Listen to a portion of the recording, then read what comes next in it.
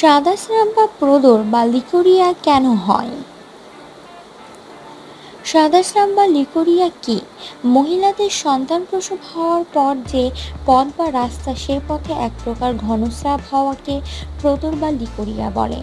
মনে রাখবেন, ইহা কোনো রোগ নয়। সাদা স্রাব বা লিকোরিয়া রোগের লক্ষণ বা উপসর্গ মাত্র। লিকোরিয়া বা সাদা স্রাব হওয়ার পিছনে অনেকগুলো কারণ জড়িত। এক, প্রধান কারণ হলো ইনফেকশন। মহিলাদের জরায়ু ওপেন অর্গ্যান, উন্মুক্ত অঙ্গগুলোর মধ্যে একটি। যেহেতু জরায়ু উন্মুক্ত থাকে, তাই যে কোনোভাবে এইখানে ইনফেকশন হওয়ার সম্ভাবনা থেকেই যায়। দুই, মলদ্বার বা পায়ুদেশ থেকে জীবাণু আসিয়া খুব সহজেই জরায়ুতে ইনফেকশন হতে পারে। তিন, পুরুষের মাধ্যমেও এই রোগ হতে পারে। ট্রাইকোমোনা এবং মোনালিয়া এই দুটি ইনফেকশন যৌন রোগের জীবাণু বহনকারী পুরুষের মাধ্যমে স্ত্রীলোকদের মধ্যে সংক্রমিত হয়। চার, মোনালিয়া জীবাণু দ্বারা আক্রান্ত জরায়ুতে চুলকানি হয় এবং ব্যথা করে।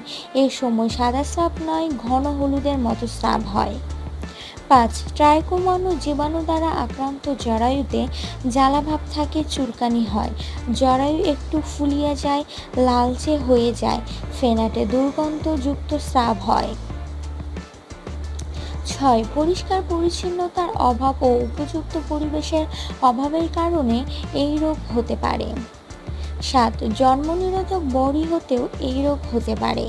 আট, ঋতুস্রাবের পরবর্তী পর্যায়ে গর্ভপাত করালে ইত্যাদি কারণে হতে পারে।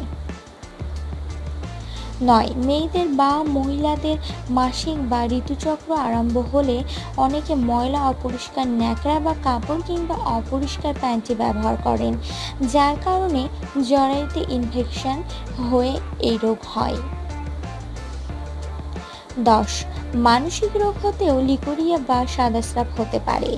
11, শরীরের যক্ষ্মা, রক্তহীনতা, ভিটামিনের অভাবে এই রোগ হতে পারে। 12, বৃদ্ধ বয়সে শরীরের চামড়া শুকাইয়া যায়, কুঁচকাইয়া যায়, সে সময় জরায়ু শুকাইয়া গেলে এই রোগ হতে পারে। এতক্ষণ ভিডিওটি দেখার জন্য আপনাকে অসংখ্য ধন্যবাদ। ভিডিওটি ভালো লেগে থাকলে প্লিজ চ্যানেলটি সাবস্ক্রাইব করুন, ভিডিওটি লাইক অ্যান্ড শেয়ার করুন। Thank you.